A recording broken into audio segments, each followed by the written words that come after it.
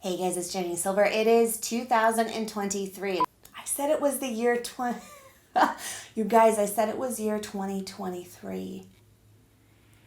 Hey guys, it's Jenny Silver. Happy New Year. It is 2022. And for those of you who are small business owners or self-employed, I wanted to create for you something that you could download completely free as a New Year's gift. This is 386 pages specifically designed for small business owners to help them get their year organized. Included in it are a variety of different pages that you can print, put on clipboards at your desk, put in a binder, or have printed through a consumer site. It includes small business planning worksheets, daily, weekly, and monthly to-do lists and schedules, and a variety of different other helpful documents. This is 100% free, so click the link in the video description and go ahead and get yours now. I want to hear from you down below in the video comments. What are your 2022 goals for the year?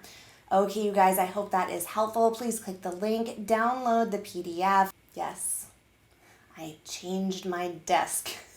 Because if you remember, about 5 months ago, my desk broke. This is just the table leg to my desk. I've been sitting at that broken desk with no leg on it for the last almost 6 months.